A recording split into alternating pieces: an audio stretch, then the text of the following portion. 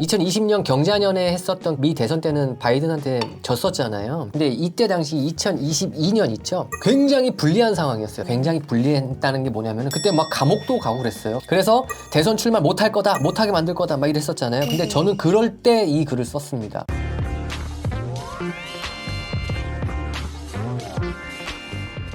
선생님, 혹시 사주팔자라는 게 동양인에게만 적용이 되나요? 그렇지 않습니다. 사주팔자는요, 지구인이라면 누구한테나 다 적용될 수 있습니다. 근데 외국인은 타로나 점성이 더 유명하지 않나요? 그럴 순 있어요. 왜냐면은 이 명리학이란 거 자체가 동양 철학에서 기원한 거기 때문에 아무래도 서양 철학에서는 별자리라든지 뭐 이런 것들이 더 많이 쓰였겠죠. 근데 우리나라라든지 아시아, 이 동양권에서는 아무래도 이 명리학이라는 도구를 훨씬 더 많이 쓰게 있죠. 그럼에도 불구하고 해외 출생자의 경우에도 이런 외국인들한테도 다 사주팔자, 이 명리학은 적용이 됩니다. 그래서 실제로 제가 한 2022년 가을쯤이었나요? 그때 당시에 트럼프 대통령의 당선 예측 글을 쓴 적이 있습니다. 정말요? 사주로 어떻게 당선을 적중하셨어요? 그때 당시에 사실 상대 후보도 봤었어야 되긴 했는데 그때 판이 다 안 짜여진 그런 모습이었거든요. 근데 그때 당시에는 바이든 전 대통령이 민주당의 대표주자로 나오려고 했었고, 그래서 이 둘을 비교해 놓고 봤을 때는 훨씬 더 트럼프 대통령이 유리했다, 저는 그렇게 봤었습니다. 그래서 명리학이라는 거는요, 개인의 한 운세뿐만이 아니라 대통령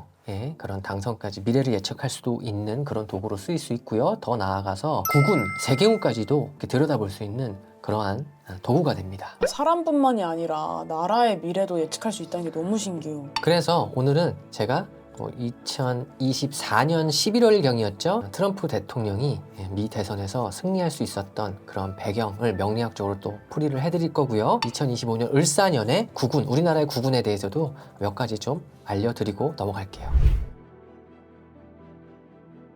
자, 도널드 트럼프 대통령의 사주를 제가 이렇게 예측글을 2022년 11월 18일에 써놨네요. 1946년 6월 14일 10시 54분이다 뭐 이렇게 나왔는데, 해외 출생자기 때문에 해외 출생에 맞게끔 그렇게 제가 적용을 해가지고 이렇게 사주 원국 뽑게 되었습니다. 자, 병술년 갑오월 기미일 기사시에 태어나셨어요, 트럼프 대통령은요. 그리고 현재 8세 18세 쭉 8세 대운을 홀려오다가 자 78세 대운에 들어왔었죠. 근데 제가 이 예측글을 썼을 때는요, 여기 보이시면은 68대운 보이시죠? 이 68대운에 당선 예측에 대한 그런 글을 썼고요. 그때 당시에는 신축대운이었어요. 그런데 지금은 23, 24, 25년이죠. 그래서 어쨌든 78 이민대운에 들어오게 됩니다. 이렇게 트럼프 대통령 사주를 딱 보게 되면요, 기본적으로 전국구적인 느낌이 굉장히 강하고요. 나의 세력과 지원과 지지를 받는 그런 모습이 있어요.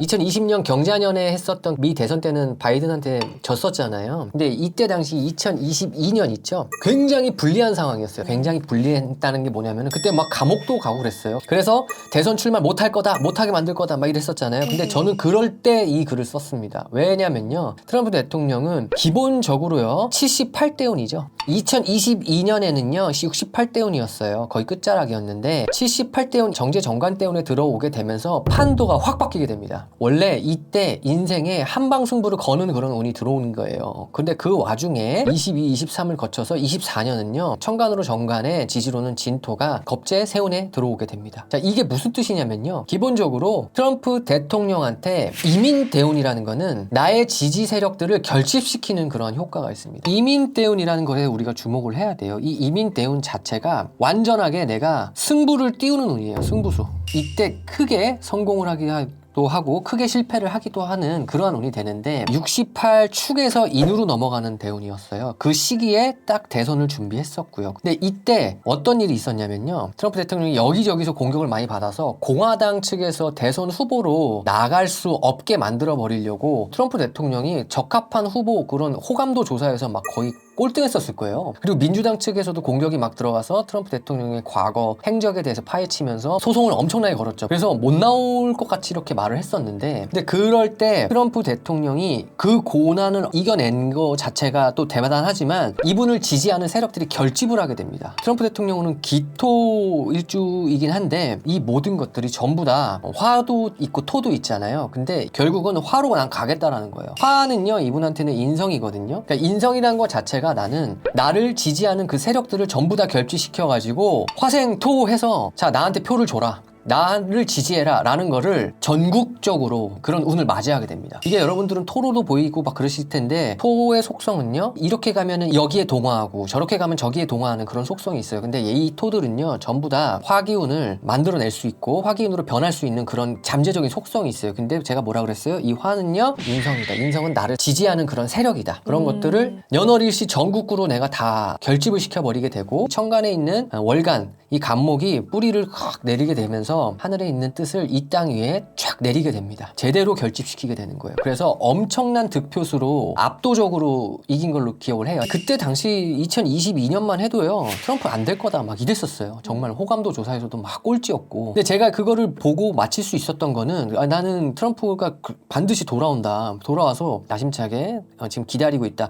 그래서 이 인대운이라는 것 자체가 변화 속성이 커요. 근데 그 크게 올라감에 있어서 굉장히 잡음이 많았어요. 근데 그럴 수밖에 없습니다. 이게 양대운이기 때문이에요. 그럼 상대 운이 더 좋으면 트럼프 대통령이 당선이 안 됐을 수도 있겠네요. 그럴 수 있죠. 그래서 항상 이 선거 관련해서는요 상대편의 사주도 같이 봐야 돼요. 그럼에도 불구하고 제가 왜 트럼프 대통령 걸 그때 된다라고 저는 생각이 들었었냐면은 그때 당시에 민주당 측에 강력한 대권 주자는 당연히 바이든이었어요. 고령 이슈도 있었고 너무 노령이다 막 그래서 그런 이슈도 있었지만 바이든이 연임하는 거에 그 무게를 많이 뒀었던 시기였었어요. 근데 바이든 전 대통령의 사주를 제가 들여다봤거든요. 그런데 트럼프 대통령에 비해서 뭔가 기세가 약한 거예요. 원래 이 대통령이 되려는 사주라든지 정치인도 마찬가지지만 연예인도 마찬가지예요. 근데 대통령, 그것도 미국 대통령이 되려고 하면요 기세가 강해야 됩니다. 근데 그 기세가 강하려면요 내가 갖고 태어난 원국을 들여다봐야 되는 것도 맞고요. 당연히 원국에서 강해야 되는 것도 맞아요. 그런데 당연히 대운에서 도와줘야 됩니다. 대운에서 엄청나게 도와주고 있었어요 트럼프를. 앞으로 다가올 대운에. 그래서 저는 그때 그걸 보고 바이든 대통령과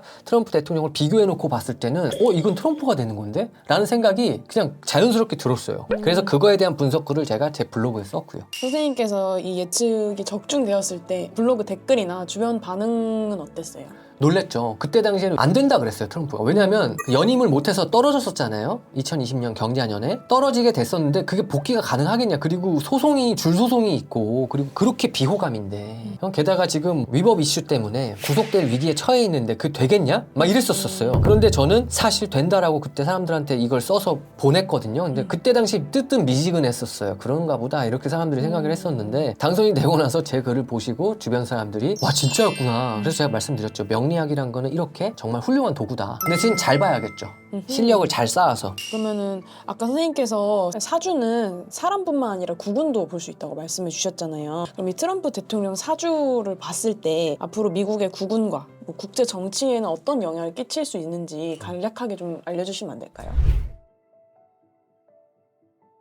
제가 지금 트럼프 대통령의 사주를 놓고 국운을 본다라고 하면요 약간 그거는 맞진 않습니다. 왜 그러냐면 대통령 사주와 당연히 국운과도 연결이 돼 있긴 해요. 하지만 국운을 보려면 그 나라의 특성을 보고 봐야 됩니다. 사실 트럼프 대통령은 4년만 하고 물러나야 돼요. 그래서 미국의 국운하고도 연결이 돼 있다라고는 느껴지긴 하지만 그럼에도 불구하고 4년짜리밖에 안 되기 때문에 나라마다도 그렇게 맞는 글자들이 잘 있거든요. 그런 걸 토대로 봐야 됩니다. 그러면 대한민국의 국운은 어떻게 알 수 있어요? 대한민국의 국운은요 지금 현재 대통령이 공석이죠. 이 방송이 나갈 때쯤이면은 모르겠어요 어떻게 됐을지. 그런데 우리나라 국운은요 상승합니다. 제가 지금 애국심에 그걸 뭐라 그러죠? 국뽕이라고 하나요?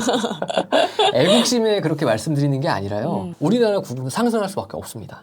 왜요? 기본적으로 우리나라는요 목의 기운을 갖고 태어났어요. 근데 목도 그 종류가 여러 가지가 있는데 제가 오행론으로 여러분들한테 말씀드리려는 게 아니라 쉽게 말씀드리려고 그 오행론을 떠낸 거예요. 자, 이 목의 기운이요 앞으로 승승장구하게 될 일이 나타나게 돼요. 이제 2022년 정도부터 많이 바뀌게 돼요. 그런데 앞으로는요 더욱더 잘 갈 수 있는 그러한 운의 흐름에 들어왔다라고 보시면 됩니다. 미국 국운도 지금 많이 살아나고 있는 그런 운은 맞는데 그 과정에서 시끄럽고 불편한 일들이 좀 있을 거예요. 미국에서 특히 올해 같은 경우 2025년 을사년 같은 경우는 곤욕스러운 일들, 약간 당혹스러운 일이 있기도 합니다. 그런데도 불구하고 미국의 국운은 좀 워낙 강대국이기도 하고 그래서 전 세계 국운을 보게 되면은 어쨌든지 간에 미국이 쥐고 흔들잖아요. 그래도 미국은 아직은 건재하다. 저는 그렇게 말씀을 드리고 싶네요. 그러면은 트럼프 대통령의 사주적인 특성과 25년 이제 한국 국운의 운세가 맞물리면 어떤 시나리오가 펼쳐질지 그것도 혹시 예상이 가능하신가요?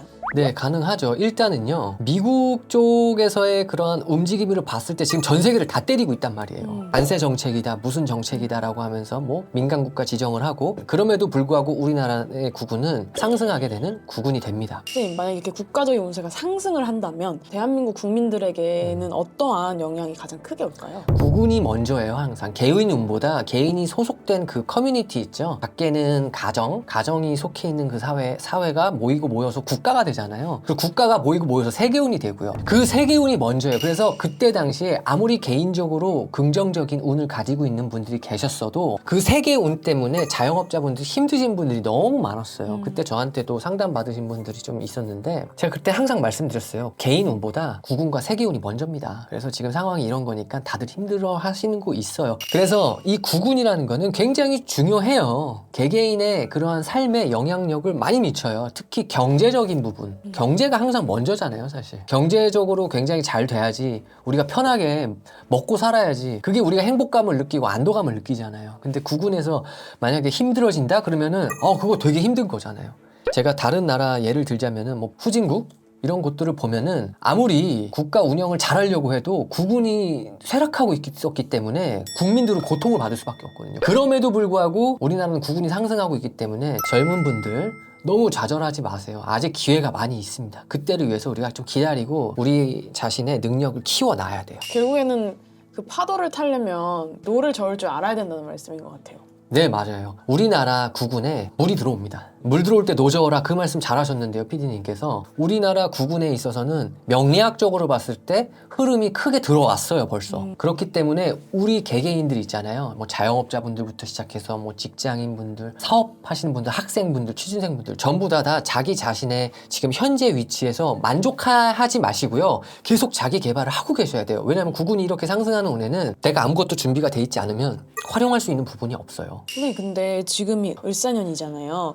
근데 과거 역사를 살펴보면 을사년이 대한민국의 안 좋은 기억들로 남아 있잖아요. 그 역사가 혹시 반복되진 않을지 그 부분도 전 좀 궁금해요.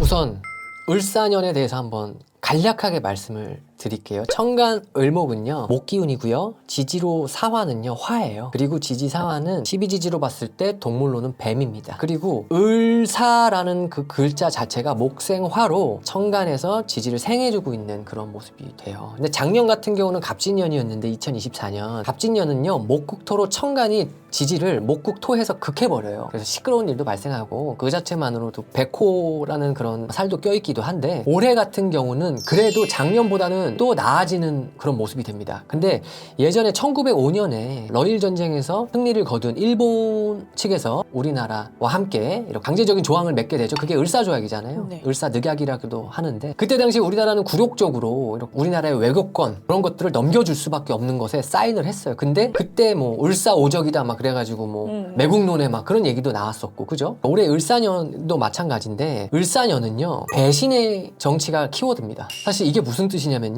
이 뱀이라는 글자는요, 이 뱀사잖아요. 겉과 속이 달라요. 겉으로는 사화라고 해서 화기운으로 따뜻할 것 같고, 근데 속으로는 굉장히 냉혈하고 굉장히 차갑습니다. 그렇기 때문에 을사년이라는 거의 정치 정세를 말씀을 드리자면 배신의 정치가 될 수밖에 없어요. 배신에 할 수 있는 그러한 기운이 가득한 기운이 됩니다. 그래서 사실 이럴 때는요, 국가가 작년부터 마찬가지지만 올해까지도 약간 좀 혼란스러울 수 있는 면은 가지고 있어요. 근데 제가 이 시청자분들한테 미리 말씀을 드리고 싶은 게, 저는 정치적인 견해를 말씀드리는 것이 아니라 이런 명리학적으로 국가의 그런 정세라든지 국운에 대해서 명리학적인 제 개인적인 견해를 밝히는 것 뿐이니까 제 정치적 견해랑은 전혀 상관없는 그런 의견이라고 생각해 주시면 됩니다. 선생님, 그럼 이렇게 혼란스러운 순간 속에서도 저희는 이 사주, 운이라는 도구를 어떻게 활용하면 좋을까요? 우선 2025년 을사년은요, 매월 월간 운세 영상을 올려드리고 있잖아요. 그 영상 잘 참고하시면서 내가 어떻게 슬기롭게 잘 극복하고 헤쳐나갈 수 있는지에 대한 해안을 꼭 얻어가셨으면 좋겠고요. 을사년 자체가 부단하게 열심히 근면성실하게 다 튀어나가서 일을 해야 됩니다. 그런데 지금 현재 청년 백수분들, 이렇게 놀고 계신 분들이 거의 120만이 넘었다라고는 기사를 며칠 전에 제가 봤어요. 근데 그렇게 되면은요, 어떠한 현상이 발생이 되냐면은, 잘 사는 사람은 더 잘 살아지는데 빈곤한 사람은 더 빈곤해지는 거예요. 근데 이럴 때는 모두가 다 뛰어나가서 어떠한 일이라도 근면성실하게 해나가야 돼요. 활발하게 교류를 하면서. 근데 그거에 역행을 한다? 아, 난 더 힘들어질 수 있겠구나. 그렇게 생각을 하셔야 돼요. 왜냐면 구군이 그렇기 때문이에요. 그래서 이러한 운의 변화를요, 잘 우리가 이해를 하고 이거에 맞춰서 개개인이 활용을 해 나가셨으면 좋겠어요. 그것이 더 바람직하지 않을까 저는 그렇게 생각을 합니다. 그래서 저는 여러분들한테 계속해서 이렇게 길잡이가 될 수 있는 그러한 영상을 컨텐츠를 많이 찍어서 올릴 테니 여러분도 제 영상 보시고 도움이 많이 되셨으면 좋겠습니다. 오늘 영상도 유익하셨다면 구독, 좋아요, 댓글, 알림 설정 꼭 부탁드리겠습니다. 감사합니다.